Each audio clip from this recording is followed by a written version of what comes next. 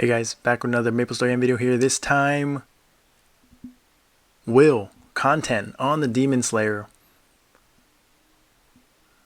39, just under 40 mil cap, just under 30% ignore enemy defense, probably on 27%.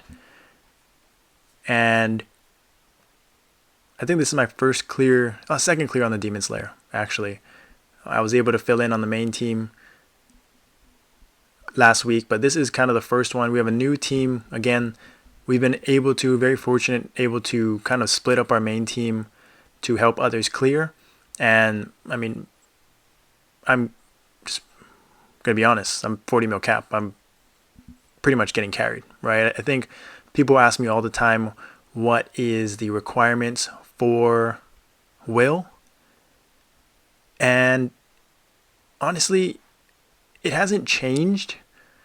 Like, I would say if you don't have hard carries, but it makes it easier when you have hard carries, right? Like, so we have Ed and Warren at the top from our main team, doing it for a long time, able to control the aggro, which is very important, and it makes everyone's life a lot easier.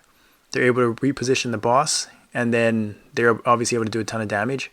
But with the new meta, people have over 100 mil cap, and we were clearing when our average team was 50s, right? High 50s. That's kind of what we said the benchmark was, but that was when the max cap was in the 60s, right? So now that the max cap is 100, like, it's not like it's going to say that now the average is 20, 30 mil cap where people can do that. But I would say that it's possible for people to contribute with 30, 40 mil cap with a certain amount of ignore enemy defense as well, and just with the right mechanics. You can see I'm at 40 mil cap. I'm in the middle as the DPS charts, right? And I have the worst gear out of everyone on the team. But just like any other boss, and will specifically, ignore enemy defense has more bang for its buck than any other boss, right? This is 60% defense. The only boss with 60% currently in the meta. So with my ignore enemy defense, it allows me to make up for my lack of base cap. But it's also just kind of maybe the nature of Demon Slayer, maybe the nature of just me knowing how to play the boss and what to do and being comfortable. But like, I'm not barely scraping by with 2%. Yes, it looks extremely insane that we have two people doing, was that 20 plus or minus 20%, 20% of the total damage plus or minus a few percent. Like, but you'll see that all over the place, right? That's kind of just what is going on right now. And so we're just lucky. I don't know what happened there, but I ended up getting cracked. But that is just how the DPS is. The more you wail, the harder the wails, heavier the wails are, the bigger the wails are, the more, the wider the gap is in DPS. And that's kind of what it takes, right? That's kind of good, right? Before, mega whales used to barely have any more cap than regular whales, and now the gap is just widening and widening, and I think that's how it should be. And we're just fortunate that our mega whales are, kind of voluntold, kind of forced into helping others, right? Our main team was overkill.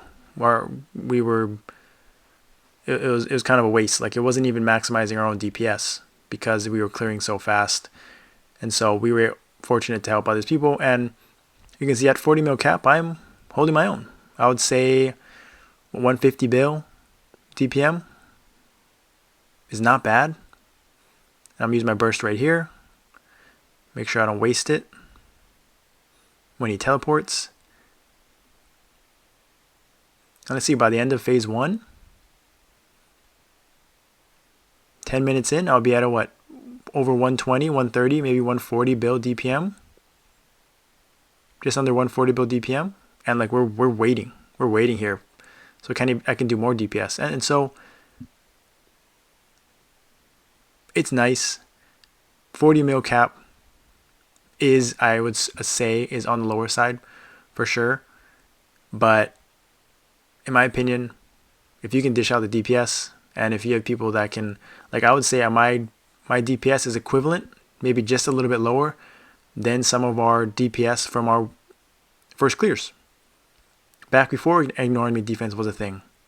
Back when the caps were not as high. So even with my cap not being as high. So I'm just having a lot of fun. Excited to see a lot of people doing more content, reaching more endgame. Like we have 3 teams split up right now doing Gloom, doing Will. And yeah, it's a wide range of DPS. It's a wide range of players. And it makes it fun. And I think it gets people excited. People are able to get their ults in. People that haven't been able to access the content before are able to do it. And phase 2 right here, a few people died. Still, it takes a little bit getting used to. I think using the gauge and healing. And we had some trouble with our party heals as well. That was kind of making it more difficult for some of those classes that don't have iframes like I do. Don't have self heals like Demon Slayers do. I mean, again, Demon Slayers are the cream of the crop. Tanky, survivability, iframes, self heals, party heals. I mean, they've got it all. High HP. Even with my gear, my HP is not that high, and still able to tank everything. Right? HP is always a big requirement as well. Some people say 250k. I would say that's probably safe for most classes, most people, most classes as well. Demon Slayers can get away with a lot of it because of our toolkit, but I would say 250k is safe, right? Gives you room for error, and because a lot of these skills are HP scaling, so even if you have 400k HP, you can still die to the same stuff if you don't know what's going on. But there is some skills that do hit for fixed damage that, having more HP gives you more cushion, especially that's mainly in phase 3 though. Phase 1 and phase 2, pretty much everything is HP scaling, I'm pretty sure, besides the tornado and the spider. But you can easily kind of work your way around that with proper team mechanics and positioning. So we got through that first phase, and I think I'm going to show you here how close we were to, in this next phase, to actually failing. And it's scary, right? Like I think people that have done well, that have failed, like I'm going to showcase right here. These people need heal, right? I'm showcasing because I know like my HP is going down, so I know people's HP is going down as well. Make sure that like they're taking chunks too. It's not just like small increments. People are getting chunked down, waiting for their power elixirs to proc, waiting for some self heals. Like you can see who gets hit by the test, things like that. He's waiting for a power elixir, and you can get hit and still survive. I think that's what people don't understand in phase 2 of the test.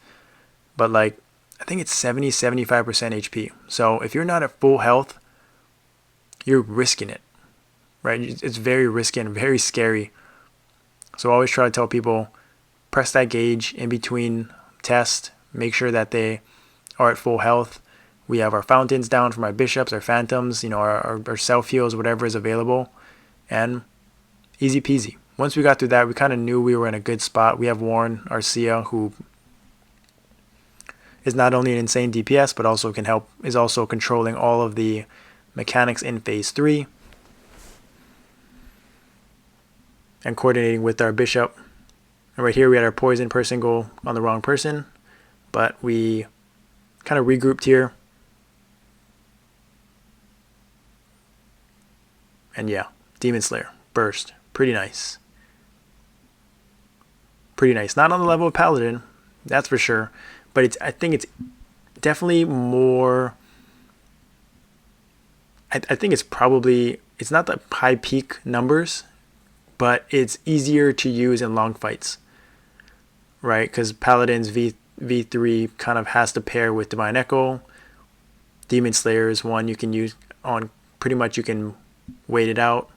And it's an iframe, so you're never really going to get knocked out of it. As long as you use it at the right times, you're going to get full duration. And so I really enjoy the gameplay. That's why I'm still debating if I want to move some of my Paladin gear to my Demon Slayer to get this up to like 50 mil, 60, maybe 70 mil, maybe both at 70 mil. Still, that's kind of in the works. Still thinking about the arrow as well. Want to see what it's like in a few weeks when it comes out in January patch. How fast it's going to level. I'm going to enjoy speed leveling that and seeing what the damage is like, and then kind of getting a good gauge of the gameplay. I don't really care about the damage too much. I think I already have a good grasp of what it's going to play like. I just want to see more if the play style fits what I kind of expect it to fit. You know, kind of what I've seen from KMSM. So still wait and see, prepping the Demon Slayer as well. I mean, it's already, the Demon Slayer, I would say, is about, you know, it doesn't have the high end stuff as a Paladin. It's probably about 80% resources. Legion, you know, potentials aren't, you know, fully min-maxed. I even have some emblems that aren't level 5. You know, obviously there's no reset bonus. Star Force isn't as great as well. So there are some things that it's never going to be up to my Paladin, even if the caps were exactly the same. But it would still be exciting to kind of see, you know, how much DPS I can crank out. Because 70 build, like 100 build DPM on my Paladin is so overkill that I feel like it'd be fun to have 270 mil cap characters and just enjoying that more, carrying more, doing more DPS, more contributions. But we'll see kind of the state of what the game is, what our teams need, because my Paladin sort of needs to hard carry, sort of needs to be the Ed and Warren of my other teams to really help the other players kind of get clears while they're still getting used to it. But we'll see. I'm excited for 2025 and what I have plans. I'm still not fully certain on what I want to do, which characters I want to second main, but I'm excited for the possibilities. And I'm excited to see how the new bosses come out, what the roadmap is for 2025, and just testing the damage, having fun. But pretty insane. Sub 40 mil cap. Not bad, competing. Hanging with some people with 10 mil, maybe 15 mil more cap for sure. So, and got the notes down. So, not bad. Not bad. We'll take it. Consistency too. Look across the board. Feels good. Thought I played pretty well except for that one death. But thanks for watching. I'll see you next time.